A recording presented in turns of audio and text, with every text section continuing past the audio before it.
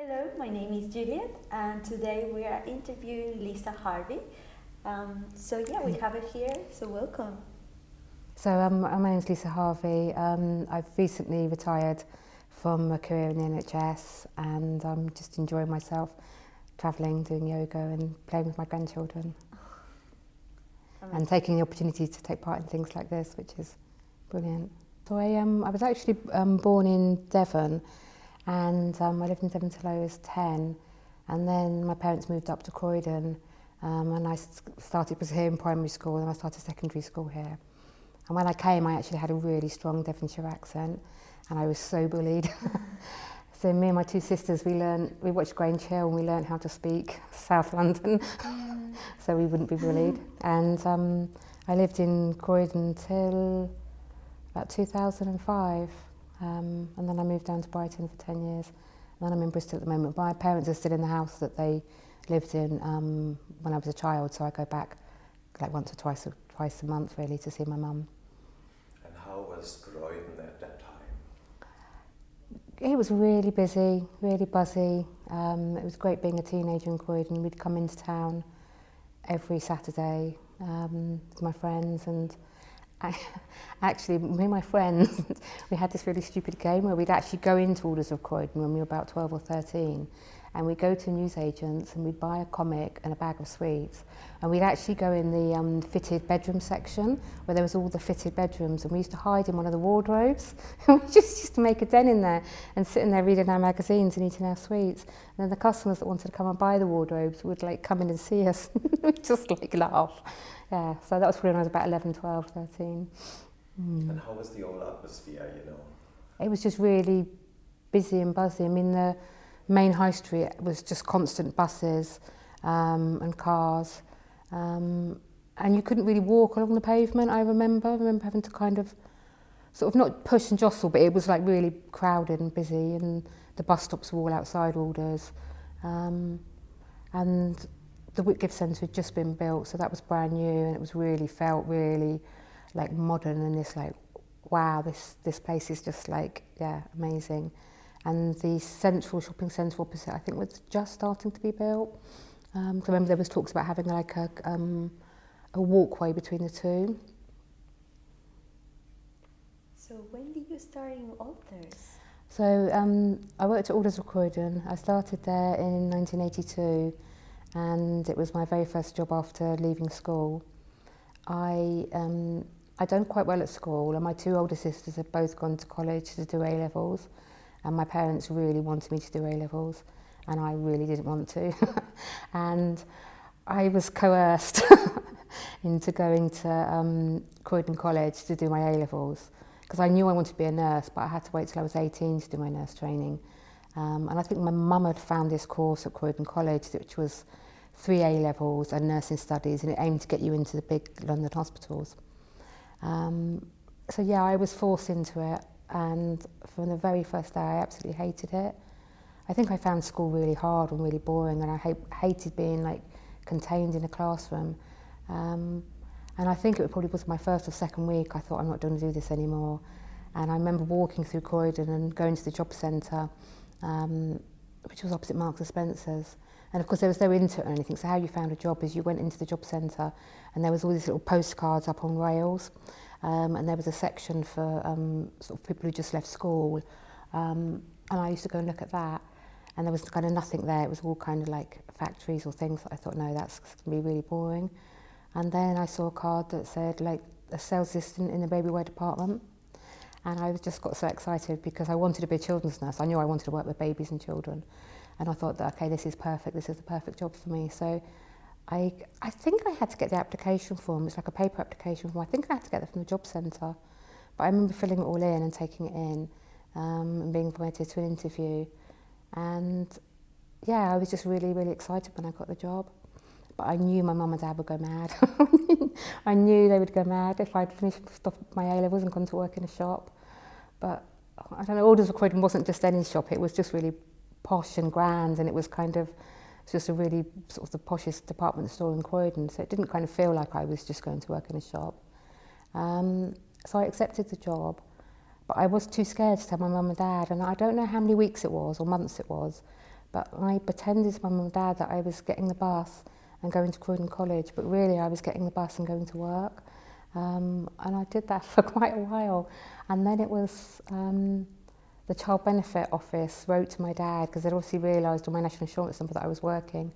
And I mean, my dad went mad, because not only I hadn't told them, but I was now not doing my A-levels and I was working full-time. So I worked full-time in the baby wear department it was till 1982, so it was 2 years in the baby wear department full-time, and then I had my first son. So I left then, and I can't remember which way round it was, but I went back to be a Christmas temp in the toy department, and then that's when I bumped into my old manager, Miss Curry, and she was chatting to me and talking to me, and said, did I want to come back and work on a Saturday with her? And I said, yes, I would. So she said, oh, she'd let me know if there was anything coming up. And again, like when this was 1980, like 4 or 5, there was no phones or internets or anything. So I remember getting this handwritten letter from Miss Curry in the post. I remember opening it up and it's saying, you know, dear Lisa, do you want to come back and work as Saturday girl? We've got a vacancy now. You obviously need to apply like through the normal channels, but yeah, you can come and work on a Saturday. So I went back to work in Alders as a Saturday girl in the baby wear department and the children's wear department. It was all, you know, one place for about another 2 years after that. I felt really, really grown up, because I mean I was only 16 and I'd only just turned 16 in July, and I started working there in the September. And we had a uniform that was a brown skirt. We had to wear like beige tights that had to be quite thick denier, and shoes that we had to polish every morning. And then I had a cream blouse, and we had like a scarf that was a bit like an air hostess's scarf with a little scarf ring. And you had to make sure that you were absolutely immaculate. And in the baby wear department, I think there was probably about 4 sales assistants. So I was obviously the youngest. And then there was a couple of other girls in their 20s, maybe someone in their 30s. I remember someone called Sandra, and our manager was called Miss Curry. And I can't remember how old she was, but we had to call her Miss Curry. We weren't allowed. I don't even know her first name to this day, actually, because we always called her Miss Curry. And it was very strict, very kind of businesslike, everybody, you had to be really, really polite to the customers and greet every single customer as they came into the department. If there were customers that you recognised as being your customers or another sales assistant's customers, you would be, I'd just go and get the assistant that normally serves you, and then you would go and find that assistant and say, well, you know, your customers are here. But if nobody recognised them and they weren't kind of known to you, then you would always just go up to them, serve them. And it was full customer service. You didn't really leave them alone while they were in the department. You just helped them choose everything, and you showed them everything, and you opened packets, and you explained everything to them. Now if I go into a shop and that happens to me, I feel like I'm really hassled, but I don't think anybody did feel like they were really hassled. It was just a normal thing that the customers expected, and the service that you gave them. So in the baby wear department, you used to get the mums and dads who obviously were expecting a baby coming in to buy all of their baby equipment. And I don't think there probably was anywhere else really around in Croydon where you could buy cots and prams. So they would come in and they would, you would say, well, how can I help you today? What are you looking for today? And they said, well, we've come to choose the cot today. So we had quite a lot of cots on display, but we always had lots and lots of catalogues. I can remember all these big, thick paper catalogues where you would flick through them and show them all the different designs. And then they would they would choose which cot they wanted, and they would say, you would say, yes, you're going to place the order. And then there was lots of paperwork as well to fill in the forms to order the cot from the manufacturer. And then the cot would come however many weeks later, and it would be delivered to our department, and it would be wrapped up. And I remember we had to unwrap it all and check it all and make sure it was all perfect and there wasn't any scratches or dents in it. And then we would wrap it back up with all this brown paper and string and everything, and then we would take it downstairs, and in the basement of Alders was kind of a delivery holding area. So in the delivery holding area there was all these kind of like metal cages, and all our customers had a metal cage with a little tag that we tied on with the customer's name on it. And then you would take their cot down and you would put it in into their own particular cage, waiting for when they were ready to have it delivered. And then they might come back the week after or 2 weeks after, and they'd be talking about they wanted to buy their nappies this week. So I always remember the nappies. We used to have bronze, silver and gold, and we always used to try to upsell to get them to buy their gold nappies, which were these are cotton terry toweling nappies like towels, because there wasn't really any disposable nappies in those days, so people just used to use the white toweling nappies. And yeah, it was Harrington gold seal nappies. Was if you managed to upgrade them to gold, then Miss Curry was always really pleased with you. So they would all buy them and all of them, and generally we had those in the stock room. So again, you'd wrap them up in brown paper and take them down to the customer's cage, kind of the holding area. And it would carry on like that throughout the pregnancy until they'd kind of really bought nearly all the clothes or equipment or things that they wanted to buy. So you ended up with a kind of full cage, and of course all this was carefully documented in all of these notebooks. There were so many different notebooks, I remember. And each customer had their own page in the notebook of what they've ordered, when they'd ordered it, when it was delivered, what was in the cage and been checked and everything. And then towards the end of the pregnancy, the customers would phone up and say that they were kind of ready for delivery. So then you would then be phoning the delivery department and negotiating kind of delivery day with them. And then you'd have to go down to the delivery area and show the delivery men and boys like what the cage was and everything in that cage. It was what had to be delivered to this address. So there was lots of kind of organising and planning. It wasn't just straightforward coming into the department store to buy something and walk away with it. Yeah, it was quite complicated, but it was good fun because you really got to know your customers, and you got to kind of, they'd come and find you and they'd come back in, you know, they'd come and find you and they'd say, oh, I want help with this today, I want help with that today. And then of course, because we sold baby clothes right up to sort of 16-year-olds, I think we sold in, it was kind of two separate sort of departments that were one. But of course all the parents would come back with their babies once their babies had been born to buy clothes, and they would kind of remember you, and then you'd like be really excited whether they had a boy or a girl. And in them days there wasn't really any neutral baby clothes. It was either definitely boys' clothes or definitely girls' clothes, either in blue or pink. And they would come back and you would just help them choose clothes for their children.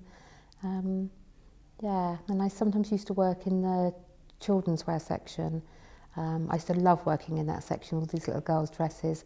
We used to get all these really beautiful dresses that used to come in from, I can't remember the manufacturers, but they were just really gorgeous. And in the children's wear department, we were allowed to do our own displays. And I was very creative, and I loved displaying all the dresses and making these displays and getting the mannequins and putting the dresses on them and making it all look, yeah, really lovely. So I like kind of working both parts of the department. It was very much getting to know your customer, helping them choose things. I mean, we used to sell kind of a whole wide range of Silver Cross prams, those big carriage prams that are kind of really shiny with massive wheels and the big hoods and you know, all the different colours. And I can remember navy blue was always really popular, but they used to do it in a racing green. And I remember thinking racing green was really exciting, so I used to try to get some of the customers to say, well, why don't you go for a racing green or maroon colour? I think that was the kind of three colours that the prams used to come in. But yeah, you were always very polite to your customers. You addressed them by their, you know, Mr. and Mrs., by their surname. You were always, yeah, just extremely polite to them, and, you know, you would show them things and stand back. And it was kind of, I mean, I don't think I see customer service like that really anywhere nowadays. The kind of similar thing might be if you went to a really expensive restaurant and you had someone serving you a 7-course meal or something. That's the kind of way that we had to behave towards our customers. Yeah, and if they bought any children's clothes, baby clothes, of course they would always be wrapped up in lots and lots of tissue and put in a bag. And yeah, folding clothes was really important. The way that you folded them and packaged them. And again, it's funny now, I go into shops and I see girls just chucking stuff into plastic bags, and I just remember folding everything with tissue paper and just making sure it all just looked really nice, really special. And did you have any issues with the customers? Any customer who ordered something and didn't pay or something like that? Any argument? No, the customers were always really, really polite and very respectful, really. I think maybe because they were expecting a baby and, you know, it was a really happy, exciting time for them in the items that they were purchasing. And we were always just really polite with them. I do remember there was a couple who lost their baby, and that was really sad because we had everything ordered and everything ready. And I remember it wasn't my customer, it was another assistant's customers, but I went down to the cage with her to take all the things back out and unwrap it all, because obviously the parents, you know, they'd lost their baby during late pregnancy and they didn't obviously want the things delivered. So yeah, I remember that being quite sad. Yeah, but no, there's never any really kind of arguments or anything bad that happened. No, and I don't remember any shoplifting or any theft or anything. No, nothing went missing. We used to do big stock takes, and I don't think we ever had anything go missing. Well, I say that, but when I left because I was pregnant with my first son, Laurie, and Miss Curry, she gave me 3 packets of the gold nappies, and she gave me a cot as well that had been on display and that was slightly damaged, and she gave me a high chair as well. So I don't know, I never paid for them, and I don't know if Miss Curry paid for them, but certainly they came from the stock room when I left. Yeah. And what was the relationship you at the beginning as a young girl with 16-year-old to the older colleagues? Did they respect you? Yeah, I think they did really. I think they thought I was really sweet. I think they realised how young I was, and they all wanted to look after me and mother me and make sure that I was okay. And I just remember Miss Curry, she was very, very formidable, but she was very soft and kind as well.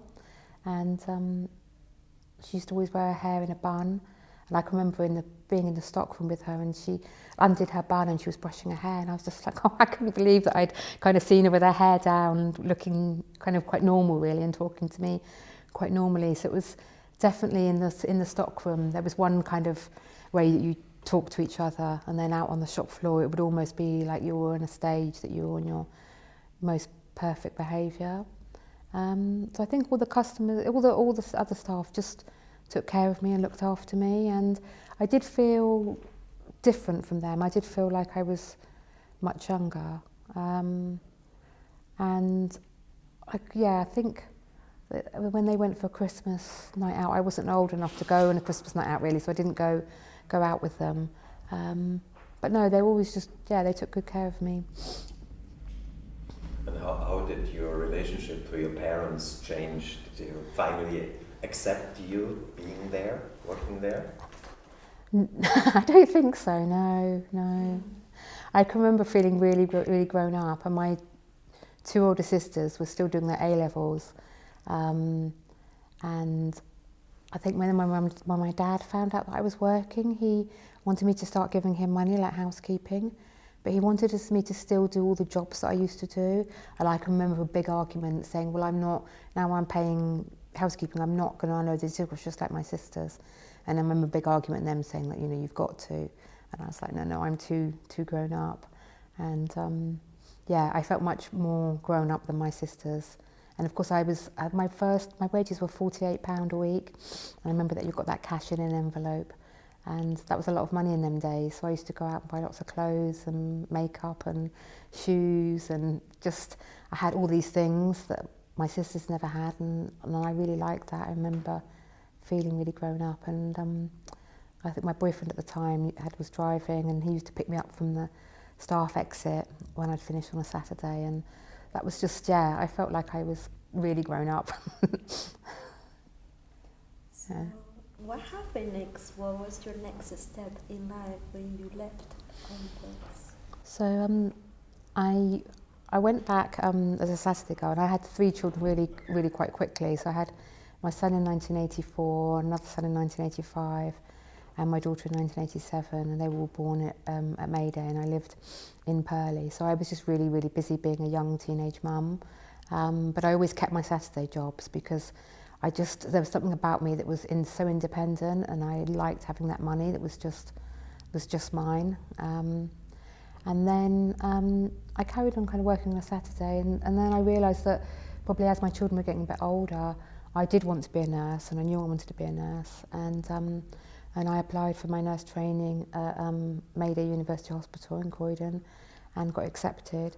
So I started my nurse training in 1991, and that was, we went to hospitals kind of all over really, but our main kind of college was the old West Croydon General Hospital, so we went for our lectures, and that's funny because that's all gone now as well. And then, so I started my nursing career in 1991, and I left in my nursing career 30 years later in 2021, so after 30 years I retired, and I spent 30 years in the NHS working my way up, and the job that I retired from was as the Director of Children's Health and Wellbeing for Cornwall, so I worked my way up to the top. Yeah. But still you came today to inform us about ALLDERS, you know, after so many years. Yeah. Some of it must have been important for you. Really important. It was my first job, and I think at school, I was always quite clever at school, but I never really liked school. But at ALLDERS, I remember just feeling really respected and listened to. And I remember that they selected me to go on the management training programme. And I was just busy in the department, just doing things. And Miss Curry came over to me and said, "Oh, you need to go up to HR, you've got to go up to HR, they want to see you." And I remember being so scared, like I was at school going to see the headmistress or something. Yeah, so I got called to the HR department, and when I got there they said that they'd like me to join a management training programme, and kind of explained what that would entail and would I be interested. And I can remember not being really sure and feeling a bit guilty because I knew that I didn't want to stay working retail forever. I knew that I did want to be a nurse. But actually I was just really pleased to have been chosen because I didn't apply for it at all. And that was about kind of a 9-month course. We went to Croydon College once a week. So that was nice because I work one day a week. I went up to Croydon College and it was lots of other young people who were working in different shops throughout Croydon. And I remember we went on a week's residential course as well as part of that training, the Heinrich Warren, and it kind of gave me a lot of confidence to realise actually I'd been noticed and I was really good at my job and somebody that could organise things and get things done and problem solve.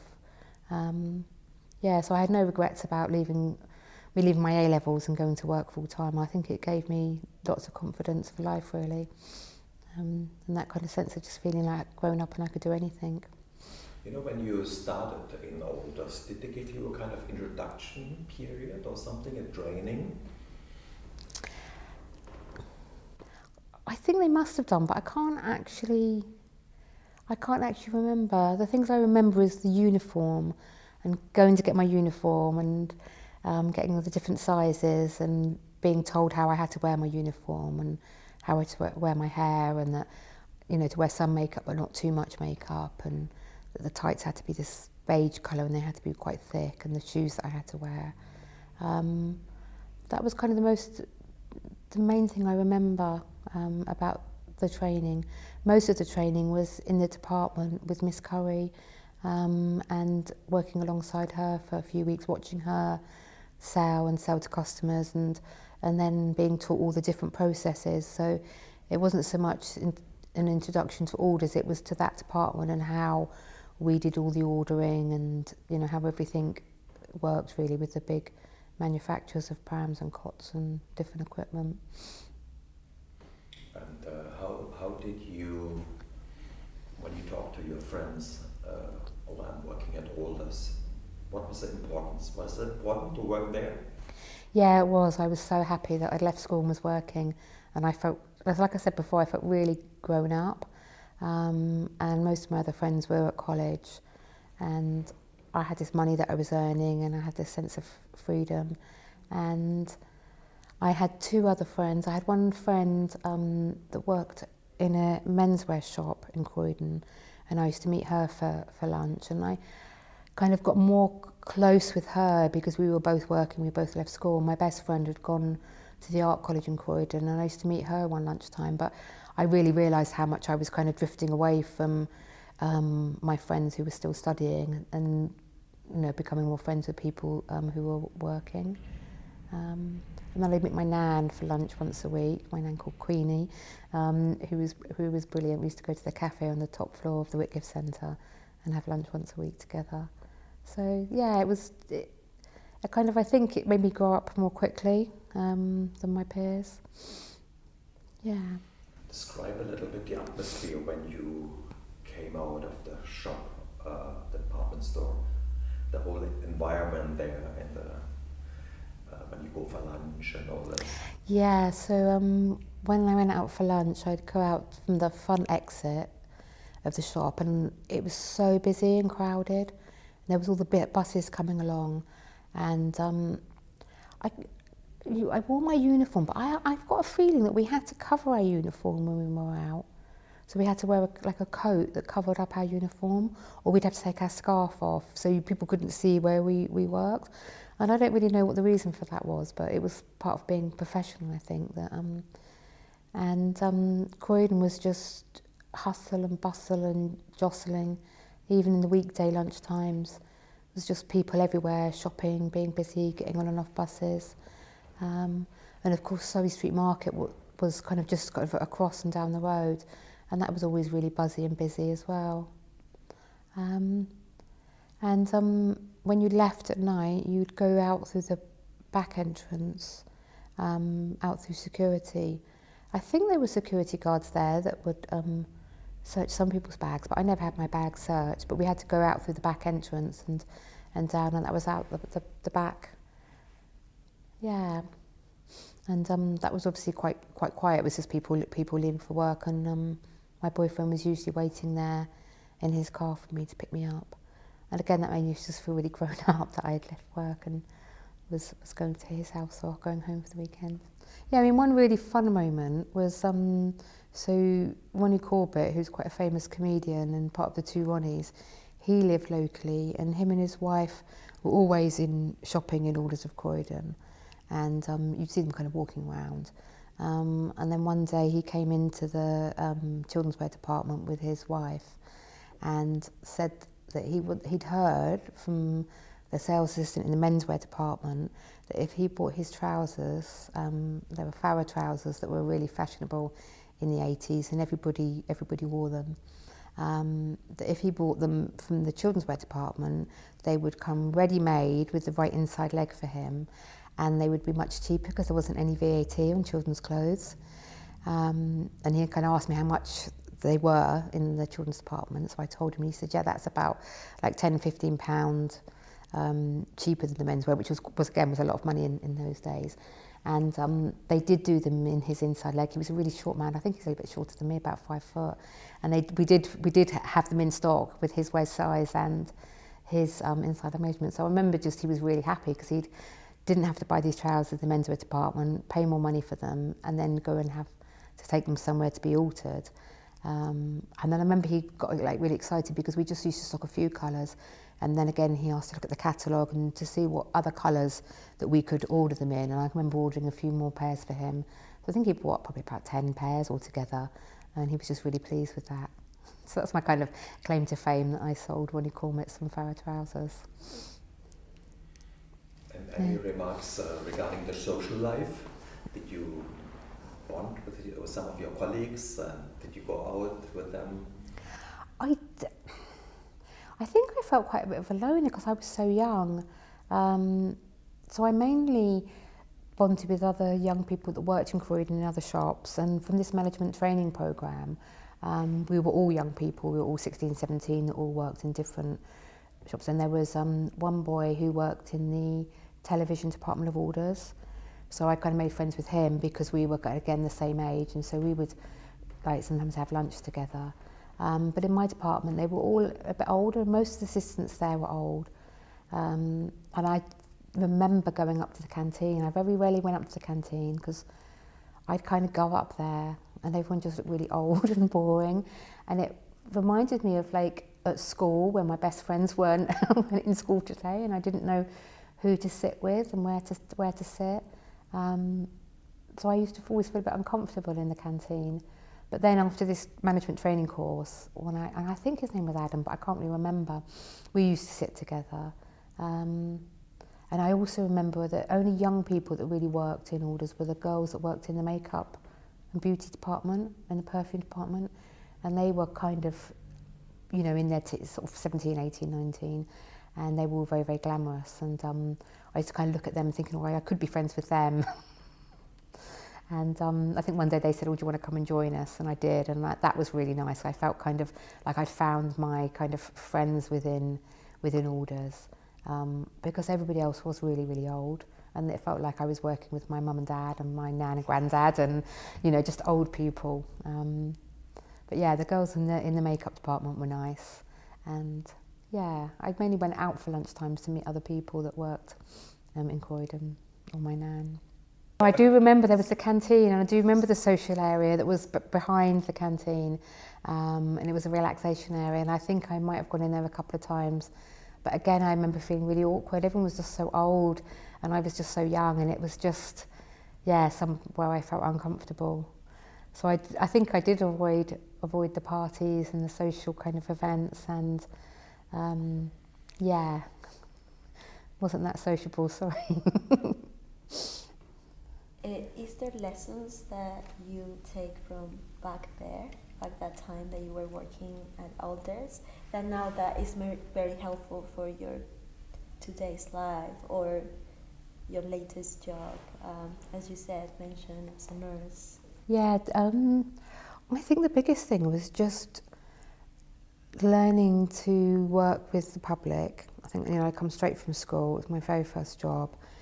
I had to interact with the public, and just getting to know different people and learning to be confident, and just learning how to be really kind and gentle, I think, and respect people and speak to people just in a really nice way, and help people, and to be, you know, really, really helpful. And I think I knew that was in me, and that was probably what drew me to nursing. But to learn those skills at 16 in the real world, and when I compared myself to my friends, I think I definitely learned far, far more skills in the working environment than I would have done had I stayed at college. And although I always felt awkward with the older people I was working with, just getting used to working with lots and lots of different people who weren't anything like me, and working as a team, and really kind of respecting your manager. And I also remember I had quite a few ideas about kind of displays and different things, and Miss Curry would always listen to those, and that gave me a lot of confidence to kind of know that I had a voice, really. I had kind of ideas, and that they were good ideas. And it was funny because I think when I was at school I was quite artistic, but it was always kind of, there wasn't really any point to it. There was a point to it, but it was just kind of making paintings or pictures or collages or lino prints. But it felt really real in the department store, just organising everything and making it all look really, really lovely, and then selling those items to people and kind of attracting people to buy things. It was, yeah, it felt like it kind of had a purpose. And I think, yeah, just being polite and respectful to people was one of the biggest things that I was taught from that job. Plus the organisation skills, because it wasn't just a straightforward job of people coming in and buying things. It was all that organisation and planning and timing and making phone calls, and that gave me a lot of confidence. And yeah, those organisational skills, I still kind of remember the precise way we did everything and wrote everything down, and it was all just paper and pens and labels and wrapping, and that was very, very different to how things are done now on computers. Yeah, and not to make mistakes and to do it, you know, to do it properly. Yeah, I did, actually, you asked me before if there was a mistake. I can remember the credit card machine. You used to have a special, like, carbonated slip that was about 5 different layers. And you'd put the card in the machine and you'd slide it over to get the imprint from the credit card machine. And then you'd have to copy down the numbers. And I remember doing that lots of times, and there was something sometimes over a credit limit, you had to phone up the bank for authorisation. So you used to be on the phone to the banks to get things approved. And I remember one time it was declined, and I had to go back to the customer and said, because you always went into the stockroom to phone up the bank. And I mean, it's crazy now that I think the customers are standing there waiting for you to go off and make this phone call, and you'd be actually speaking to someone on the end of the phone in the bank, and they said the payment was declined. And I remember coming back and saying, well, I'm really sorry that your payment's been declined. And I can remember that customer being really upset, and having to kind of think on my feet and saying that, it was okay that, everything that they wanted to purchase, I'd keep safe for them, and, they could come back and, not to worry, and da-da-da-da-da. And I remember that having to think on my feet then to kind of work out what I was going to say or do. And I remember there was always a thing with American Express. I don't know what it was. And I remember people that used to come with their credit cards, and there was a bank called Coots.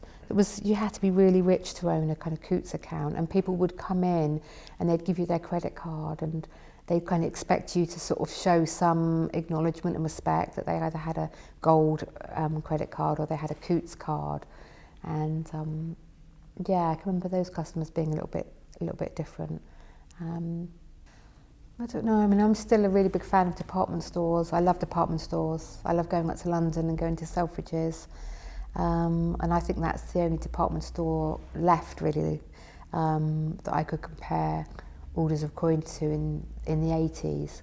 And I suppose ideally it would turn back into what it was, and it would be a big grand department store with all the different departments.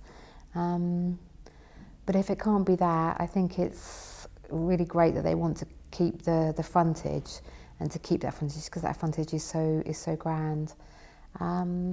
But I don't know what you would do with the inside, because it seems to me like since the 80s, all of Croydon isn't what it was. The Whitgift Centre isn't what it was. So I don't know how many people really come shopping in Croydon anymore. So whether more shops is what Croydon needs or not, I don't know.